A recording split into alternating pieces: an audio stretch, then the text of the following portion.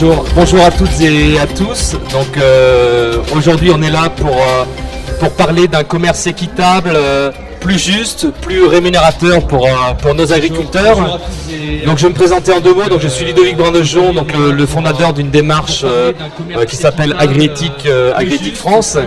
Et je remercie mes invités d'être présents aujourd'hui. Donc Karine Riquier qui est boulangère agriéthique. Donc la boulangerie Riquier dans le 16e arrondissement, rue des Sablons. Arnaud Monteiller, donc qui est meunier, voilà, en Ile-de-France, à la Ferté-Alais. Et bien sûr notre agriculteur Benoît Marchaudon, qui est du côté d'Angers-Ville, c'est ça, au sud de l'Essonne. Alors pour démarrer, je vais donner quelques chiffres par rapport à la démarche. Faut savoir qu'aujourd'hui, Agriéthique en fait est une démarche qui est née en juin 2013. On a plus de 1000 agriculteurs maintenant dans la démarche, 1000 agriculteurs, 16 meuniers et plus de 700 boulangers sur l'ensemble du territoire. Donc c'est une démarche en plein essor qu'on a mis notamment en place sur la filière blé farine pain. Alors je vais démarrer par une question à l'ensemble de nos acteurs. Je vais démarrer par Benoît, notre agriculteur. Alors Benoît, en quelques mots, est-ce que tu peux nous expliquer pourquoi tu as adhéré à cette démarche de commerce équitable français Agriétique ? Dans le côté agriétique, c'est surtout le fait de pouvoir rémunérer l'agriculteur à son prix qui lui permet d'en vivre. Donc c'est surtout pour pouvoir couvrir les charges et avoir un revenu avec le prix qui est payé parce que l'agriculteur produit. Donc c'est essentiellement ça la première chose. Et la deuxième chose, c'est l'idée que ça soit local. Donc que le blé ne part pas partout dans le monde, mais reste sur notre territoire.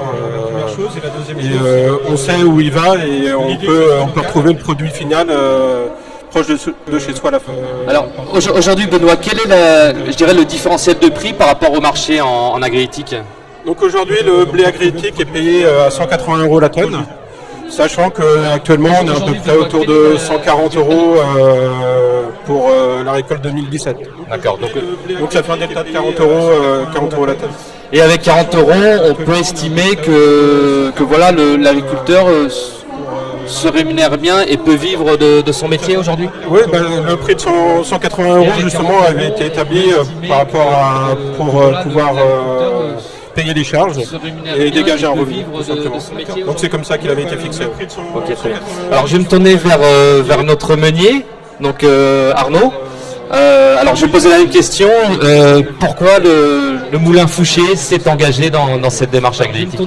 Alors le Moulin Fouché s'est engagé dans cette démarche déjà pour ne plus subir la volatilité du prix des blés et également par rapport à la spéculation, s'assurer d'avoir un prix fixe de blé pendant 3 ans.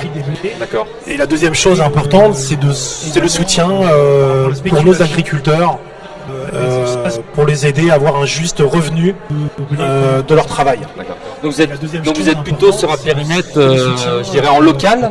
Exactement. Nos blés on prend nos blés à 30 km autour du moulin. D'accord, très bien. Alors notre boulangère Karine, donc même question. Pourquoi vous avez finalement, pourquoi tu as, je dirais, adhéré à cette démarche ?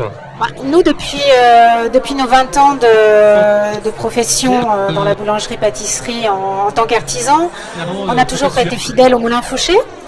Et lorsque Vincent Fouché nous a proposé la charte d'Agriétique et nous a expliqué un petit peu le fonctionnement et un petit peu la pensée de cette charte, on a tout de suite dit oui. Ça nous a paru une évidence. D'abord parce qu'on est plus fort à 3. On a pris conscience de ce lien entre les agriculteurs, le meunier et le boulanger, même si on y pensait vraiment depuis des années, mais ça a acté en fait quelque chose qui permettait d'acter la chose. Économiquement, ça permet de sauvegarder des emplois pour les agriculteurs, ça permet de pérenniser leur structure, donc on avait tout intérêt à dire oui. Et écologiquement, on a tous en ce moment des envies de modèles d'éco-responsabilité. On a tous envie de protéger, de faire attention à notre planète. Donc le circuit court qu'il y a actuellement, que nous on pratique depuis 20 ans, parce que le moulin Fouché et les blés qui sont récoltés pour notre farine se situent à 40 km de la boulangerie. Donc c'est très proche. Ça évite les coûts de transport, ça évite toute cette... ça permet de minimiser l'empreinte carbone tout simplement. Et en tant que maman, en tant que responsable dans l'action économique et présent sur le marché tous les jours, on avait vraiment envie d'acter cette pensée et de passer à du concret. Voilà. Donc, ce que tu es en train de dire finalement, c'est que il y a une notion, je dirais, d'adhésion aux valeurs de la démarche et ces valeurs sont partagées par l'ensemble des acteurs. Tout à fait, c'est un passage à l'acte en fait, parce qu'on a tous envie de faire mieux, on a tous envie de défendre la filière du blé, d'être solidaire avec les agriculteurs, avec les meuniers. En fait, moi je dis, on est une cordée, comme à la montagne, on est tous les trois et s'il y en a un qui tombe, les deux autres doivent être forts pour les aider. Et ça paraissait une évidence. Et voilà, donc on a tout de suite dit oui. Alors, merci Karine, parce que finalement, ça me permet de faire le lien avec la deuxième question, puisque tu parlais de notion de cordée, finalement, de notion de partage des risques entre les différents acteurs. Et ma deuxième question, donc j'ai commencé par Benoît, c'est finalement, tu as adhéré à cette démarche agriéthique. Quel bénéfice en retires-tu aujourd'hui ? Le premier, donc comme on disait, c'est par rapport au prix et pouvoir vivre de son métier. Mais celui qui vient assez vite derrière, c'est quand même la fierté de produire un produit local. On sait, je sais par exemple que la boulangerie proche de chez moi, à Angerville, il y en a une justement qui adhère à l'agriétique. Donc on est assez fiers de produire quelque chose qu'on retrouve pas loin de chez nous. Donc c'est surtout ça. D'accord. Quel volume tu as mis dans sa démarche aujourd'hui ? Donc par agriculteur, ça représente 34 tonnes. Donc c'est pas forcément pour l'instant des grosses quantités, mais pour moi ça représente déjà un peu plus de 10% de ma production de blé. Donc c'est quand même pas négligeable pour l'instant. Après, d'où l'importance pour nous aussi de pouvoir communiquer par rapport à ça, pour que ça se développe, pour que la démarche se développe encore plus. Donc voilà pour les bénéfices. Donc il y a un bénéfice, donc j'ai bien compris, il y a un bénéfice économique bien sûr, mais finalement le fait d'être payé à un prix juste, est-ce que c'est pas une motivation supplémentaire pour évoluer dans les pratiques agricoles ? Si, de toute façon après ça permet justement aussi d'avoir plus de discussions avec le meunier, aussi avec les boulangers. D'être en contact justement avec les consommateurs qui viennent à la boulangerie. On va y revenir après sur la notion d'échange entre les acteurs. Ça permet justement de plus échanger et justement d'être plus à même de répondre aux demandes faites par notamment le meunier qui lui relaie ce que lui demande le boulanger. D'accord. Donc pour le meunier, alors les bénéfices pour le meunier. Les bénéfices sont multiples. Le premier, c'est qu'on ne parle plus de prix. Donc ça nous permet les uns les autres d'avoir une relation sereine, stable, d'être en confiance les uns les autres, de pouvoir parler d'autre chose qu'un prix de blé ou un prix de farine. Ça nous permet entre la boulangerie et l'agriculteur et le meunier d'échanger plus régulièrement à travers les animations agriétiques, de mieux se connaître. Alors, je vais revenir plutôt vraiment aux bénéfices qui sont intrinsèques au meunier. Finalement, de plus être collé sur son smartphone ou son ordinateur à regarder les cours du blé, est-ce que c'est pas un confort supplémentaire ? C'est un confort. Un véritable confort, c'est clair. D'accord. Et la démarche agriétique nous va bien au niveau du moulin Fouché. Une démarche équitable, responsable. Voilà, c'est très bien avec les valeurs de l'entreprise. Moulin Fouché. Très bien. Alors Karine, les bénéfices maintenant pour la boulangère qui est en face à face finalement avec le consommateur, parce que c'est le consommateur qui va choisir. Les premiers bénéfices sont au niveau de la provenance. On sait d'où viennent les blés, on a l'assurance de la quantité, donc ça c'est des bénéfices économiques plus le prix qui reste fixe sur 3 ans. Ensuite, moi je dirais, on a les bénéfices écologiques, parce que justement on participe au développement durable, on participe au commerce équitable français, on participe à une image de marque de notre commerce, une image que l'on véhicule à travers toute la France. Et puis on a un bénéfice personnel. Parce que, comme disait monsieur, on a une fierté d'aider les autres, une fierté d'être solidaire, une fierté de pouvoir, une fierté personnelle, tout simplement. Alors, Karine, elle fait bien les transitions, parce que justement, j'allais parler des relations entre les différents acteurs. Donc justement, qu'est-ce que ça a changé dans vos relations? Parce qu'on parle plus de, comme disait Arnaud, de prix pendant 3 ans. Donc en tant qu'agriculteur, Benoît, qu'est-ce que ça a changé dans vos relations? Justement, il y a plus de discussions et du fait qu'on communique ensemble sur ce produit-là, ça nous rapproche aussi. Ça permet d'avoir plus de liens. Donc nous, en tant qu'agriculteurs, on en a plus avec forcément le meunier. On rencontre aussi plus régulièrement des boulangers. Après, c'est pas toujours évident de faire des rencontres, de mettre tout le monde ensemble pour des questions d'organisation. Mais c'est intéressant.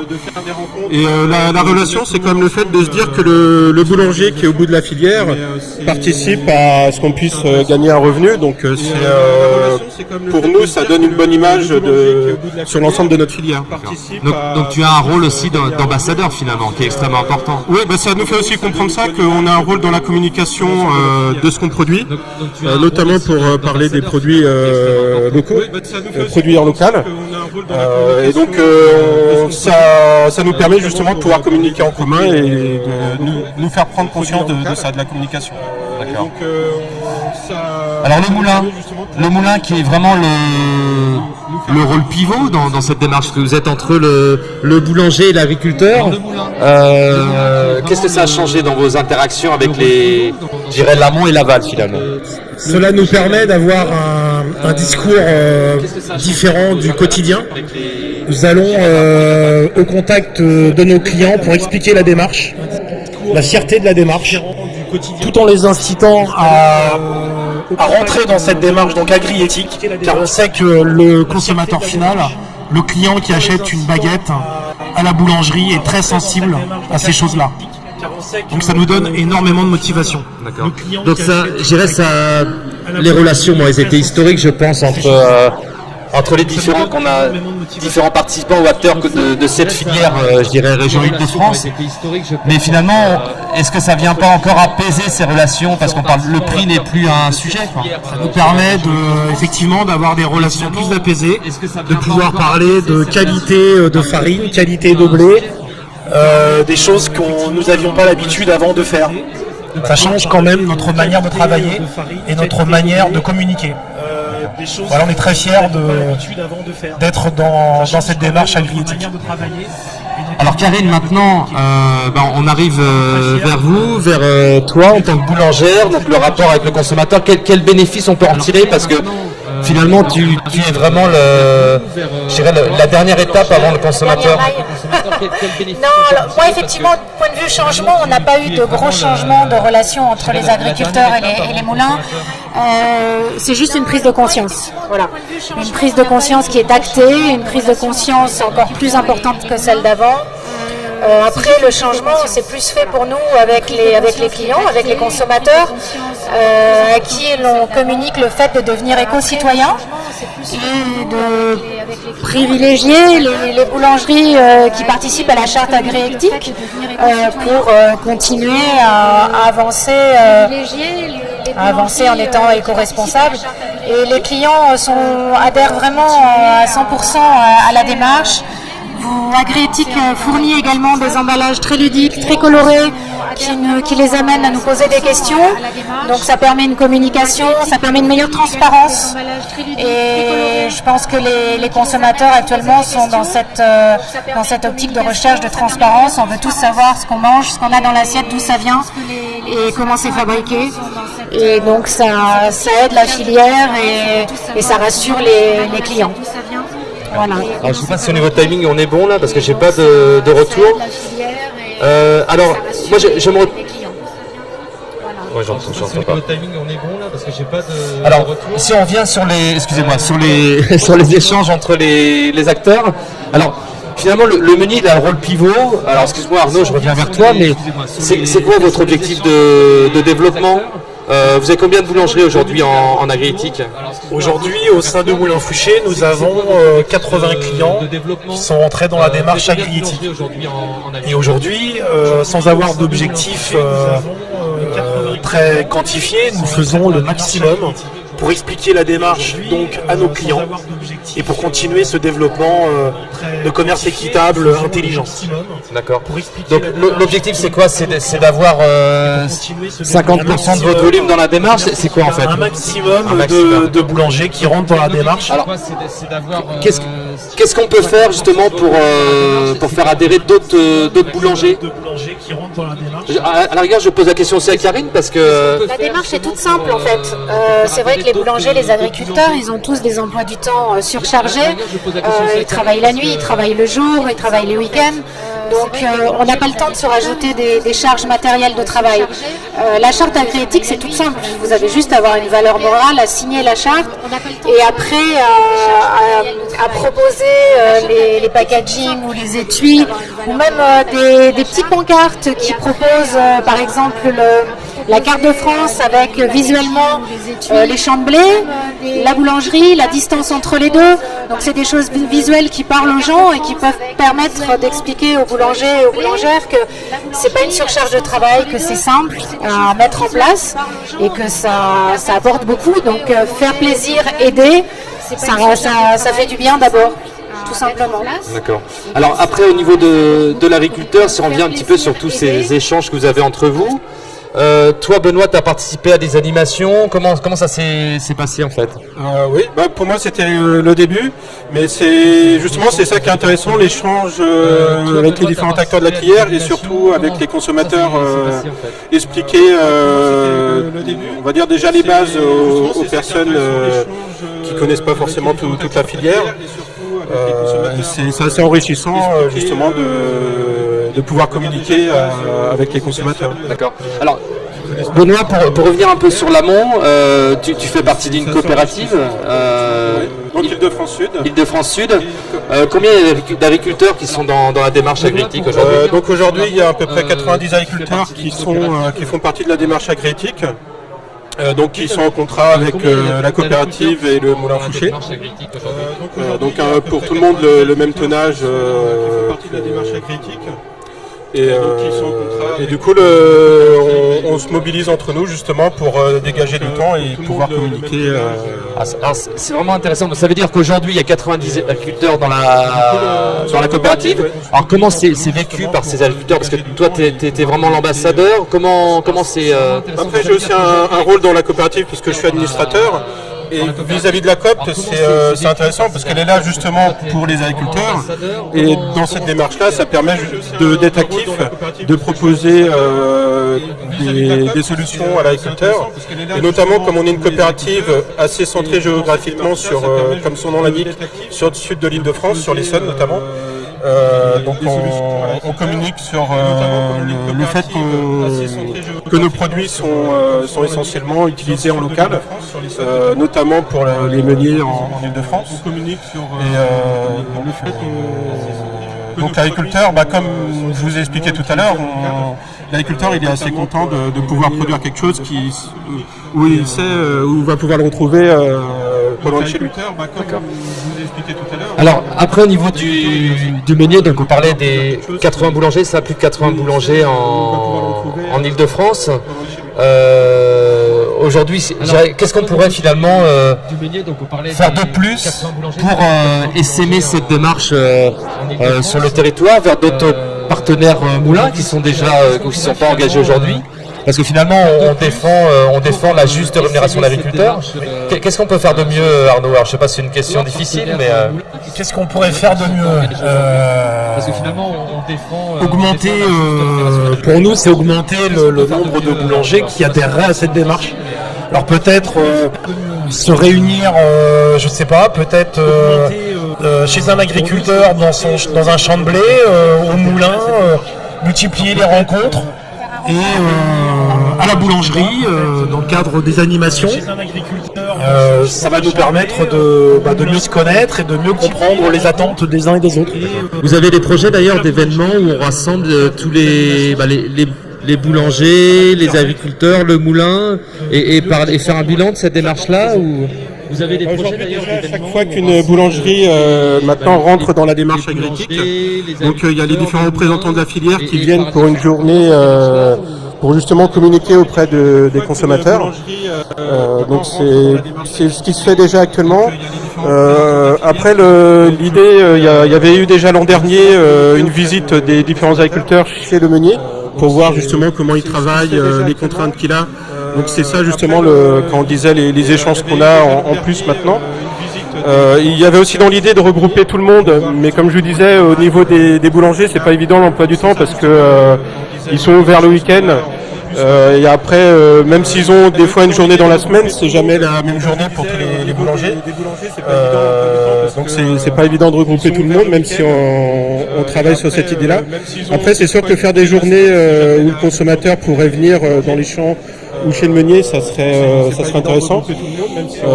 Après, dans les discussions, il y a aussi éventuellement un élargissement un peu de la gamme, peut-être sur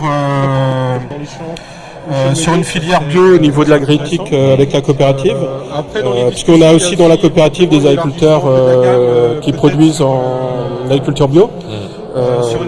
Donc on a des silos dédiés pour ça. Ou après, tout simplement par rapport au blé déjà agriétique, modifier un peu les pratiques pour communiquer là-dessus auprès des consommateurs. Donc communiquer maintenant on communique c'est vrai sur un volet économique, sur le volet social, avec alors faut savoir qu'aujourd'hui Agritic c'est 6500 emplois de préserver sur l'ensemble du territoire. Et en effet, ce qui serait intéressant, c'est de communiquer aussi sur le dernier pilier, puisque finalement la juste rémunération vous permet d'évoluer aussi dans vos pratiques agricoles. Oui, c'est ça. Au moins quand on est face au consommateur, on peut lui dire comment on produit, ce qu'on fait actuellement au niveau environnemental. Moi par exemple, à titre d'exemple, j'utilise aussi comme engrais de la matière organique, comme ce qui est utilisé en agriculture biologique. Donc quand on dit ça alors qu'on n'est pas agriculteur biologique, les gens sont un peu surpris par ça. Alors je vois le temps qui défile, donc Karine, on va terminer par toi. Donc qu'est-ce qu'on peut faire de mieux? Parce que finalement on l'a mis en place sur le blé, mais alors aujourd'hui il y a d'autres, je le dirai après, mais d'autres filières qui sont dans la démarche. Vous seriez prêt par exemple à acheter des œufs, du beurre dans cette filière agriétique? Tout à fait. Oui, nous on est tout à fait prêts à aller de l'avant à partir du moment où ça va aider à nous faire des produits de qualité, où on va faire améliorer la fabrication pour qu'elle soit encore plus saine, pour que la fabrication soit plus transparente. Nous, notre but en tant que boulanger, c'est de faire plaisir à nos clients, c'est de leur amener un petit bonheur journalier. Et donc ce petit bonheur, s'il est encore plus sain, s'il y a toute une démarche derrière, il faut le promouvoir, il faut l'aider à se développer en parlant autour de nous, en essayant de le développer au niveau de la Confédération de la boulangerie peut-être, en essayant de faire des partenariats. Je vais être obligé de te couper, Karine, on arrive à la fin de l'émission. Donc merci à vous de participer à cette table ronde. Et puis maintenant je vous invite à soutenir nos agriculteurs et à venir sur le site agriétique.fr pour faire passer le message. Merci encore. Et puis maintenant je vous invite à soutenir nos agriculteurs et à venir sur le site agriétique.fr pour faire passer le message.